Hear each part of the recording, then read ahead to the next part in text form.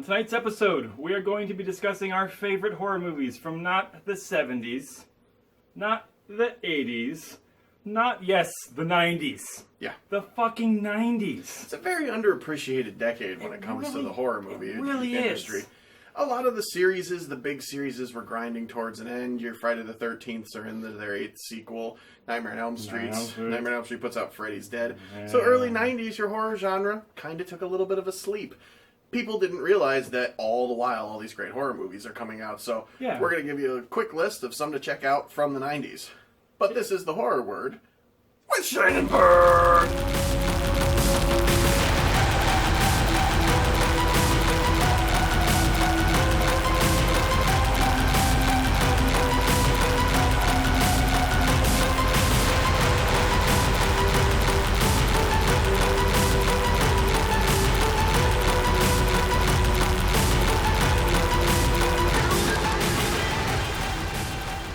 Howdy, folks. Another fine installment of The Horror Word with Shane and Perd. We're going to be checking out our top 10, both of our top 10, is a collaborative list. Some of them I like, some of them Shane likes. Of the top 10 movies we think you should check out from the 1990s, from 1990 up until 2000. Horror movies. Horror movies, specifically. Not just regular movies, because, a lot of movies came out in that decade. There was a lot of good regular movies. A lot of good regular movies came. Matrix came out in the 90s. You know what I mean? The first one was good. The first one was pretty good. The rest of them, not so great. No. So, kicking off our list is a great movie, I feel. This one's more from my side. Pet Sematary 2. I still love it.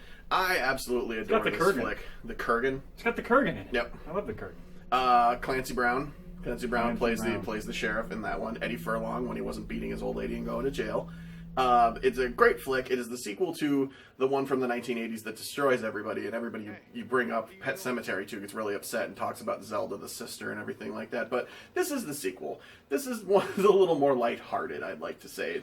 It's really hard to do a resurrection from the dead movie that's lighthearted, but I feel they pulled it off well.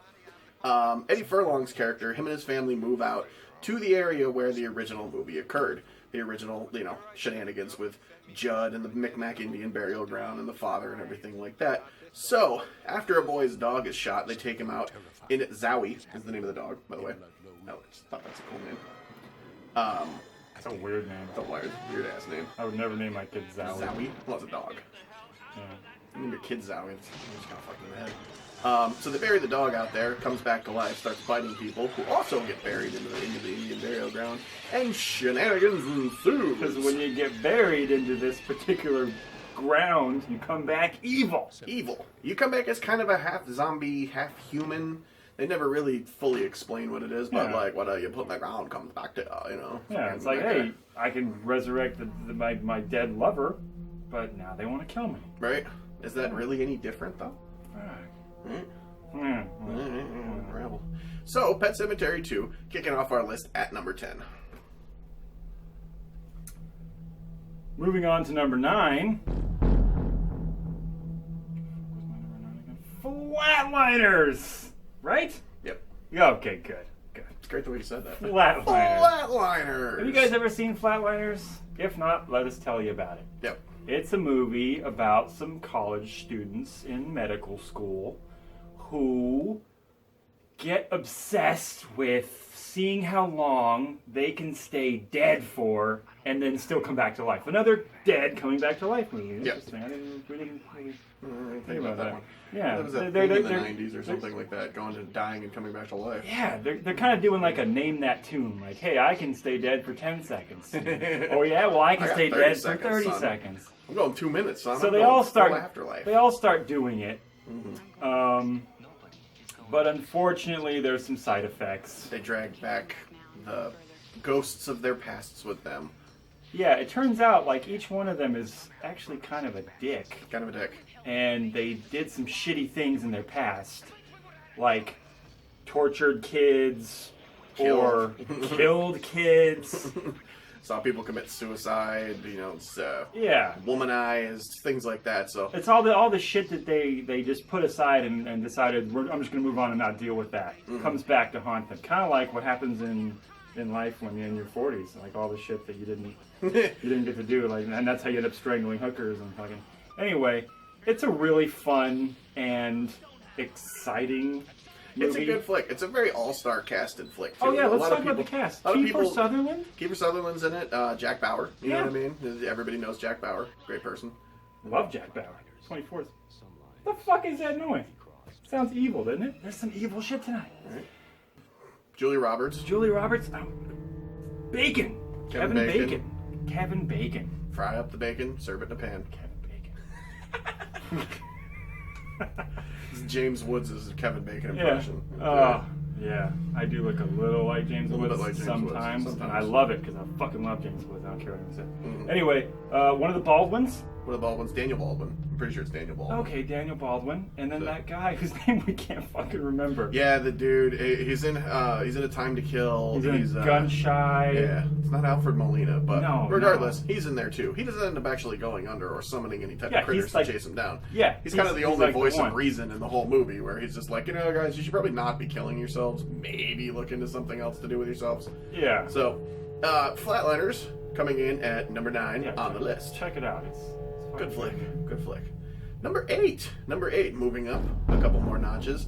The House on Haunted Hill remake. Oh my god, I love this it movie so much. We bonded when we first met about a love of the House on Haunted Hill remake because a lot of horror movie fans have attitude towards it. I don't, for the life of me, understand I was like, why. You like it? You like it? You like it too? Like, that's great. That's fantastic. So cool. We should be friends and make a stupid show.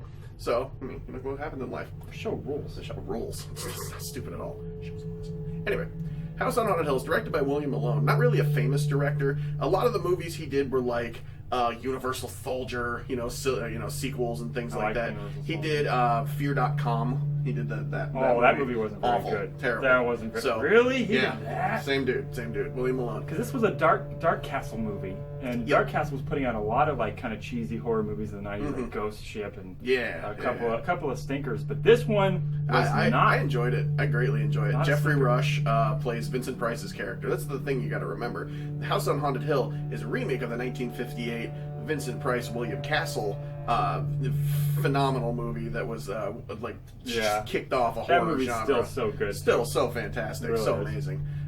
So they remade it in the late 90s when they just started remaking a ton of horror movies, and a lot of them were really, really bad. But this one I felt came out fantastic. So Jeffrey Rush and Famke Janssen, they end up being the Annabelle character and the Vincent Price's character from the original House on Haunted Hill.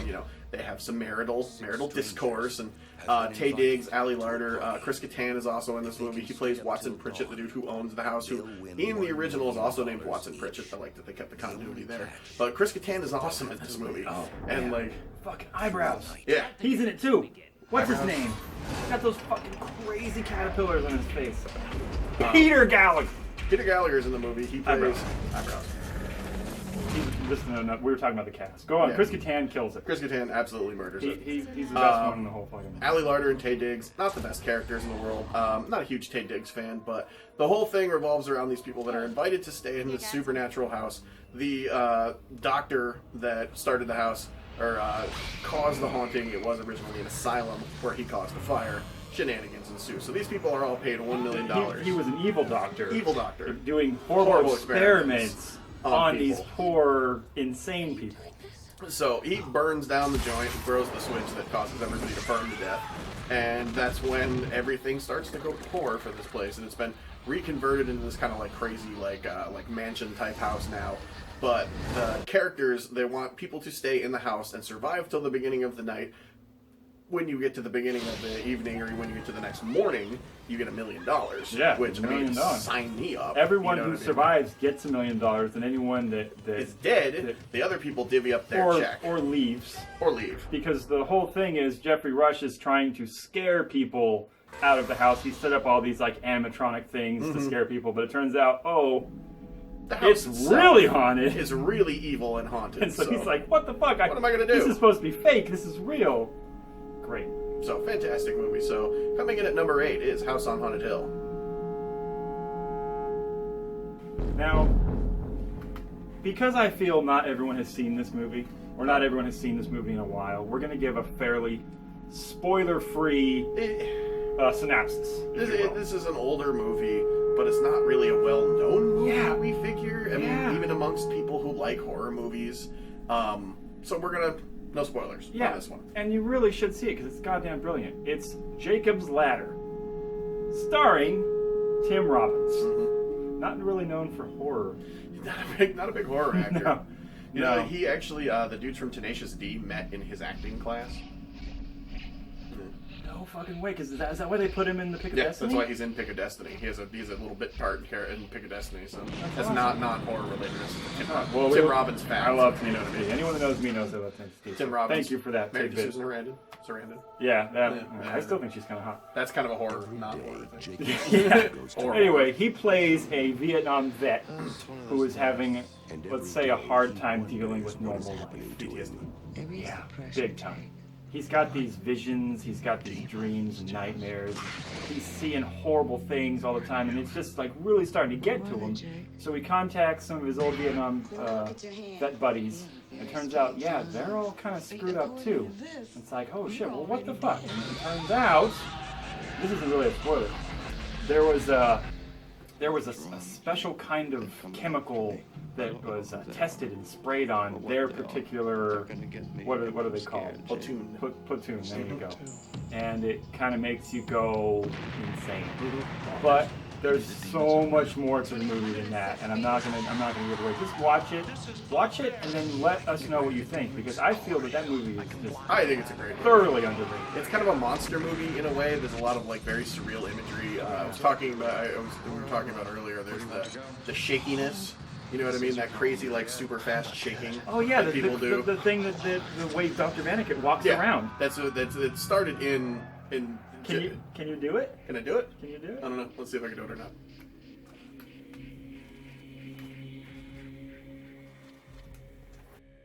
Did I do it there? Whoa. That was weird. Yeah. Anyway. Yeah, it's got a little bit of that. That kind of twitchy shakiness, you know, the shaky cam thing. But a lot of movies have since taken that, you know what I mean, have stolen the cues from Jacob's Ladder. So thanks for giving us that one. But not to give away anything that happens at the end of it. We want to just leave it at that and go check it out. Let us know what you felt about it. Jacob's Ladder. Moving up the list to number 6, Blair Witch Project. I say Blair Witch Project. Some people groan. I say it, and some people go, "Oh, dude, I love that movie." It got a little too popular, and I think when things get a little too popular, people start to hate. But there's a reason for its popularity. I mean, it started as an independent movie on a shoestring budget with just a couple handy cams and a full-sized HD, the kind of Betamax camera almost they were carrying around with them, just this giant HD camera. And these 3 filmmakers go off to kind of document this sort of witch phenomenon off in the woods in Maryland, and things go poorly for them, suffice it to say. But this is one of those very iconic horror movies that if somebody tells you they like horror movie and they don't know what they're talking about, this is the first one they go to. It's like, oh, I liked Blair Witch Project. So, but I think this movie, it has been parodied. It has been the snot bubble. The snot bubble in the scary movies. So gross. Sherry O'Terry. It's awesome. It's been parodied, it's been copied, it's been just ripped off flat out, but I think this was very, very iconic in starting a POV genre and continuing the POV genre.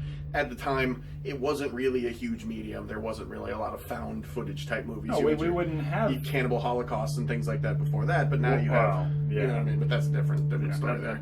But you wouldn't have your Paranormal Activity movies, your Rex, you know, things like that, if there wasn't a Blair Witch first. So that's why Blair Witch has to be included on the list. And I think everybody saw it. Personally, I saw it in the theater. And when I came out of the theater, I didn't talk for like an hour or two afterwards. And I went with family, and myself and my brothers all saw it. And we didn't even talk or discuss it on the way home. We just sat quietly and were just frightened. Yeah, because the marketing for it was brilliant. Because they wanted you to think, it was real. Hey, this is something we found, and we're just going to put it out there.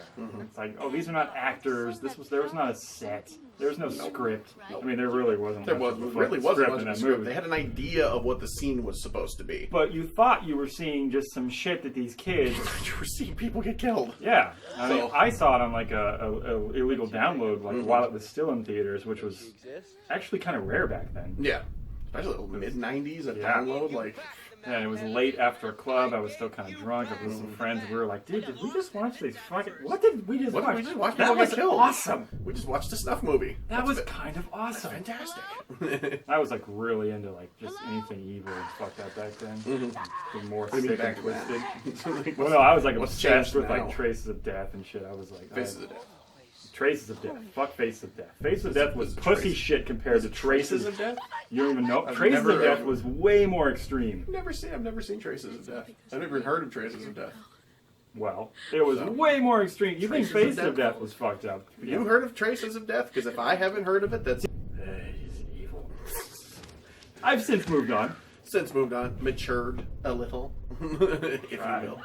Right. But moving on up our list. Number 5 is one of both of our personal favorites, Both right? of ours. This was one that both of us wanted on the list. Yeah, I mean, because it's goddamn brilliant. The Frighteners, directed by little known then, but huge now. Pretty big now. Peter Jackson. See, Peter Jackson started off doing a low-budget, independent horror gore films. Gruesome. And yet, Gruesome honestly, when I films. first heard that he was going to direct Lord of the Rings, I had no idea. me and my friends were huge Peter Jackson fans. We loved Meet the Feebles and Oh, Bad yeah. Taste, Dead Alive, Brain Dead, whatever. Yep. And we were like, is it the same Peter it Jackson gonna that be we like- love? Is there going to be intestines That chasing can't- after people? Yeah, that Like, can't be the same. How did he Frodo- land that fucking gig? Frodo's busting in holding a lawnmower. Did they see Bad Taste and be like, that's the guy we're going to get to Him, direct that this? guy. Anyway, he did this one, Frighteners, which is kind of a fun, kind of a whimsical-ish horror movie. Beetlejuicean. Yeah. It's about a paranormal con man? Is that a good way to put it? Yeah. Okay. That's accurate. When he was younger, he had a near-death experience which allowed him to see ghosts. And it was kind of annoying to him, so he befriended some of these ghosts and decided to make a living off conning people out of fake exorcisms. What's when they It'd be, do a cleansing of the house? It'd be like exorcism. Is that- like a there- cleansing. There's a name for it. I've had fucking chicks do that in my house before. I can't remember what it's called. Spiritual cleansing. Regardless. Anyway. Yeah. Comes Anyway, in, so does yeah. a hokey fanoki, sprays some, holy water around. Yeah, kind of he thing. gets his ghost friends to haunt the houses and scare people into calling him. They leave his card. Convenient, right? Yeah.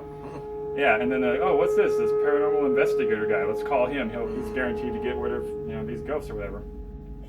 And so he makes a living doing that. And go ahead. I'll let you tell the rest. Oh, so Michael J. Fox's character starts seeing numbers on people's foreheads. He sees sort of like into this, extra dimensional sort of thing because of his psychic ability. So he keeps seeing numbers on people's heads, 37, 38, 39. But it's like, well, where's 1 through 36, So it turns out there's this Grim Reaper, ghostly, spectral character that is hovering over the town that they live in that reaches into people's chests and squeezes their hearts and causes them to die and have heart attacks. So him and his ghostly buddies go and do an investigation of what is going on in the town. Like, he sees the numbers on live people, and then shortly thereafter, they're dead. Yep. And it's like, well, what's going on? So he comes to find out that there is a serial killer who went on a mass murder spree in the town that this is occurring in. So, which is actually Back in also, like the 60s? yeah, it was like the 50s or 60s. Yeah. Johnny Bartlett was the name of the character, Played by Jake Busey, Yeah. who I fucking He's a love. badass. I love him it. so much. Yeah, he's great. Also to be noted, Dee Wallace Stone is in this movie. She's the mother from E.T. and she's also in The Howling. She's very famous in the horror world. She's good too. She's great. She's awesome in the movie. She's nuts. She's absolutely berserk. So, him and his ghost pals team up to combat this Grim Reaper, Johnny Bartlett character who's going around ruining everybody as much as they can. I find it to be an amazing movie. You also have to note that part of it was in the cemetery from Dead Alive. There's a scene where they're burying one of the guys who was killed by the Grim Reaper, and it's actually the same cemetery where the priest jumps down and kicks the piss out of all the zombies in Dead Alive. I kick ass for the Lord! Oh, it's time for divine intervention. Fantastic scene. Ah, so good. So, Frighteners, we really, really like. It had to make our list. So, coming in, number 5, The Frighteners. Number 4, one that I added to the list. It's not one of Shane's personal favorites, but I am a huge fan of it. Sleepy Hollow. It's good. It's good. It's definitely not my personal favorite. And again, I know I get looks for this, but it's one of my favorite movies. It's one of my favorite movies of all time. Like, if you say top 5 favorite movies, Sleepy Hollow is going to be in there. Yeah, that's great. That's crazy, right? That's crazy. I love it. Absolutely love it. I didn't end up seeing it until it was on video. And when I got it, literally the same day, I went and bought it. Because I could not get enough of it. There's 18 decapitations in the movie, and it's got super fine Christina Ricci. It's a yeah, she looks so good. That forehead. Movie, right? Love her. But she plays Katrina Van Tassel, the daughter of Baltus Van Tassel, who was the actual original love interest in the book Sleepy Hollow. It was between Ichabod and Baltus fighting over the love of the same woman. And this one revolves around Ichabod Crane being a detective coming from New York City to investigate murder in Sleepy Hollow because there's been a rash of decapitations because, you know, there's this guy with no head running around chopping fools' heads off. So he goes there to check it out, make sure, you know, no shenanigans are happening, finds out that, yes, there is, in fact, a dude with no head chopping people's heads off. So yeah, he goes there very skeptical, like, yeah, okay, he's a very black and white kind of, you know, does it by the rules sort of guy. Yeah, ghost, whatever, bro, whatever. And then he discovers that it's real, and that reveal is pretty funny. The reveal is awesome. Pretty good. So, but yeah, there's a lot of decapitations. It's a really good Halloween movie. Actually, on a previous episode, we said that it would be a good one to watch at Halloween. But this is a year-round movie for me because I am obsessed with it. So, it's when Tim Burton was still good. When Tim Burton movies were not ridiculous, you know what I mean, and they weren't like, yeah. See, it's still kind of a remake. Yeah. I know. So he just went. Although you know what, I did like Frankenweenie. Frankenweenie's good. I did like that. Frankenweenie. But everything else. Everything else has been the Alice in Wonderland. No, that was terrible. No, the one that I really genuinely don't like is the Willy Wonka Charlie one that he and the did. Chocolate Factory. Terrible. So, I have friends that like both those movies. I don't understand that. Like, I don't know. I don't understand it. So it's like people hating House on Haunted Hill. So right. I can see how people wouldn't like it because it's kind of cheesy, but I don't give a fuck. I love it. So I love it. So moving on. Breaking into the top 3. Moving on. I think it's pretty much loved and adored by all. And you know what? I gotta say, this director, everything he's done since, outside of Mortal Kombat, has kind of been just like, this fucking guy, this guy. But this is like his only movie that I can think of with an actual R rating, and he just went with it. Event Horizon, Paul W.S. Anderson. I know. The name like sends chills down your spine. If you know who he is. If you don't, then whatever. Doesn't matter. But he did a fucking awesome job with Event Horizon. Yep. As far as I'm concerned. The plot of the movie is there's a distress signal from a ship that went missing, like a very special ship. So this guy who built the ship gets a crew together to go retrieve the ship, basically. Sam Neill. Awesome. Who is fucking awesome as hell. He's awesome in everything I've ever seen him in. Yep. Including Dead Calm and In the Mouth of Madness. 2 of my favorites. In the Mouth of Madness should have made our list. Maybe we'll do a special episode on that. Anyway, the crew he gets together, it's kind of like your Space Marine type sort of ragtag crew. Yeah, kind of like from Aliens or whatever. They find the ship, and they see that the crew has been like massacred. Ruined. Just get the garbage ruined. Yeah, they actually find like holotapes, and they can see little bits and pieces of what happened. And it turns out that the ship did disappear, but it went somewhere that they can't really explain. In the movie, they kind of refer to it as sort of like a hell dimension. Hell, like it went to hell and then came back, and like while it was in hell, it brought back demons and whatever and stuff. But I mean, it's open to interpretation, because they do say like hell's just a word. The actuality of it is far worse. Yeah, so it's like supposed to be worse than hell. It's way worse than hell, but the movie's fantastic. It has so much good gore. Lawrence Fishburne plays the commander, plays the captain of the team that comes in to investigate, and he's masculine character, very strong captain character. He's pushing against as much adversity as he can throughout this one. I mean, really, you're dealing with like this massive evil devil ship, and you're doing what you can. You're fighting a good fight, but everybody in this one kills their performances. Everybody in this one, I think, is performing at the top of their game for whom they were at the time. And this one has a couple instances where people reference Like when Sam Neill is crawling through those tunnels. I got something to say about that, but Yeah. go on. But those as being like some of the scariest moments that have ever happened in a movie. You know what I mean? That's one of the scariest goddamn things I ever saw. When I In a saw movie. this movie, I saw this movie in theaters. Mm-hmm.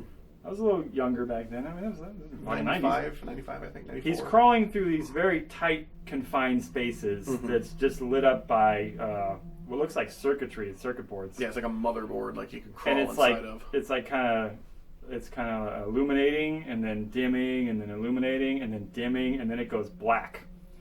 And I'm in the theater and we're already kind of freaked out. We don't know what's going on in the movie. There's a power outage. Right as it goes black. The Power outage movie, in the theater? There's a power outage in the fucking city. So we're No all shit. sitting there and we're like, it's quiet and we're waiting for it to come back and then we're looking around. No one had cell phones back then, so it wasn't like we could just put our little flashlights on and we're all just like, what do we fucking do? This is so weird. So yeah, we ended up. That's awesome. We ended up all having to like file out of the theater, and then a few minutes later it came back on, and we actually got to watch it again from the beginning. So Nice. we didn't get to miss anything. That was kind of cool, but it was very scary. It was a good scare. Very scary. Like right at it went black, and then It's just like, oh, we're all in the dark. yeah, now. yeah, exactly. So, Event Horizon is a fantastic movie. It makes into the top 3 on our list. This is another one you can also check out on Netflix. We do want to remind people when you can check things out on Netflix because people have asked us, hey, do you guys, watch movies? Do you stream movies? Do you get permission from them? All of those things, and we watch them on Netflix too. So, check out Event Horizon. So, number 2 on our list, I think, is one of the most iconic movies from that decade. Yeah. Super famous director David Fincher, who went on to win Oscars later. He's gone on to direct Panic Room, Fight Club, movies like that. The Brad Pitt, Morgan Freeman, Seven. So I say that movie, and anybody who's ever seen it, even if you're not into horror movies, you can get behind it because it's a crime movie.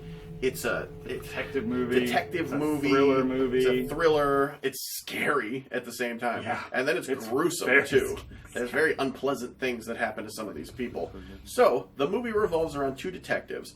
David Mills, who is Brad Pitt's character, and Morgan Freeman's character, who... Detective Somerset. What's his first name?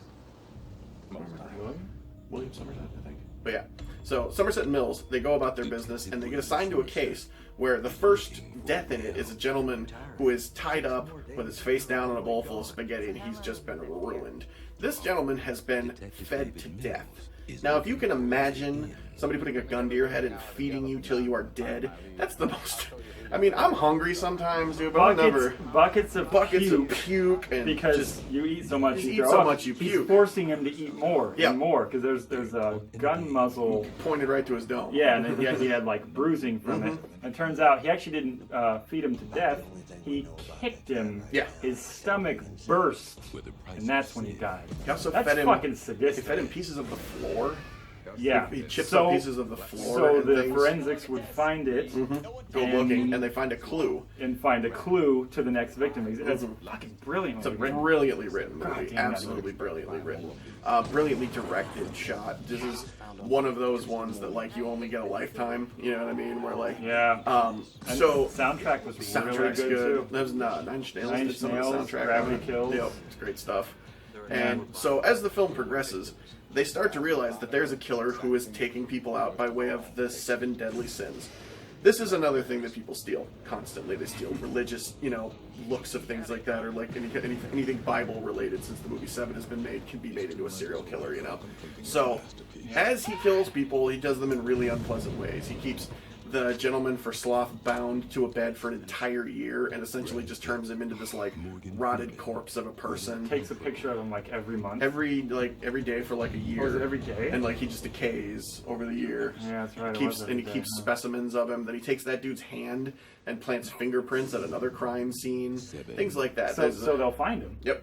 So they goes looking for him. So they keep him looking. So this is one that like I think everybody's seen. But Kevin Spacey comes forward and confesses to being the killer of this, of being the gentleman who is perpetrating these crimes. This is to only start the end of it in motion. And like, if you haven't seen 7, this is one that you really don't want to spoil for people. That's true. So I'm not going to spoil the ending for you. That's true. If you haven't seen 7. Your jaw is just like, oh my god. But this is one of those ones that, like, you get to the end of it, and you almost feel like you got beat up. You almost feel that, like, you got a whooping, because it's so emotional, it's so tense, and it's so just this insane release of emotion towards the end of this movie. And the final confrontation is astonishing when all said and done. So I'm not going to spoil it. Bad things happen. I saw this movie in high school on a whim. I wasn't watching a lot of TV in high school, so I didn't see a trailer for it. I just knew that it was a supposed horror thriller movie, and it was after school. I was at the mall, I was with a friend, and I was like, let's go see this new horror movie, whatever. I like Brad Pitt. And so I swear to God, knew nothing going into it. I mean, nothing. I was also like kind of goth and industrial in high school and everything, and it opens up with Nine Inch Nails song. I was like, okay, dude, cool, what? This movie's good. Let's get down with this. I became obsessed with that movie. I saw it the next day. I went to school and I told everyone about it, and I ended up bringing people with me from school the next day. And then the third day, those people, I remember it was Jenny Anglin and this other chick whose name I can't remember. They'll never get to see this. Doesn't matter. Anyway, these two like skater chicks I used to hang out with, they told their friends, and we went back a third day. And on the fourth day, the first guy I was with, he's like, I want to see that movie again. Everyone's fucking talking about it. So on the fifth day, I literally saw this movie 7 times in the theaters. I know it sounds kind of crazy. It's like, oh, but I was in high school. I still had the ticket stubs to prove it. I saw it like 5 times in the regular theaters, and then 2 times when it came to the dollar theater in my Chula Vista town. Nice. Yeah. It's a good story. It's a good story about 7 times in the 7th theater. Yeah. That's good stuff. Brilliant movie. So that was number 2. So that's number 2. So number 1, bringing us to the number 1, our number 1 horror movie, which I absolutely agree with. And I don't think this is really going to come as any shock to people. The Wes Craven, Kevin Williamson written Scream. This one burst onto the scene in the early 90s, and it absolutely took everybody by storm, because there really wasn't a lot of emphasis on horror or slasher movies around this time of the world. So Scream shows up, and it's almost a parody. It's almost satirically making fun of slasher flicks from the late 80s, early 90s, and 70s. It pokes fun at those things, and then like talks about them. Nev Campbell at one point comments, they're all about some big-breasted girl running up the stairs when she should be going out the front door, which is ironic because she runs up the stairs. It's true. So it was meta. It was meta before meta was like even really. Oh yeah. So, and there's a character in the movie that I've started looking for. I think it kind of like Kids Like Us. The Randy character in that, the one, Jamie Kennedy. Yeah, that's right. Jamie Kennedy is the one who is in that. And he plays the kid who's obsessed with horror movies. So, I watched the movie being like, this is about me. It's about kids just like me. And I was stoked because I'm like, finally, they're talking about my people. So, the movie progresses, and it starts that there's this killer, this masked serial killer, who in the opening murder of it's very iconic. It's Drew Barrymore. Her and her boyfriend, or Stephen Oreth is the name of the character, is killed at an early night. They get the phone call, your favorite scary movie conversation that's become super iconic that everybody makes fun of now. It's also to be noted, Drew Barrymore's character, when she's hung, is to emulate the opening kill of Suspiria. Oh, I didn't know that. Yep. So, Wes Craven, rest in peace. This was, sad. Wes Craven, when he made this one, he did pay homage to several other horror movies by having, random people that were in horror movies previously, kind of like, quick characters. Like, he himself pops up wearing a fedora and a striped sweatshirt, and they call him Fred. Yeah. You know what I mean? As a janitor. But the opening murder when Drew Barrymore is hung from the tree at the end is to emulate the opening murder in the movie Suspiria, which is a Dario Argento movie from the early 1970s. This is the opening scene of that's very iconic in horror in general, where a girl is hung through a glass window, but it was meant to emulate that. So, as the movie progresses, you realize that the characters, the serial killers, have more of a motive behind who they're killing, and they seem to be calculatingly taking certain people out.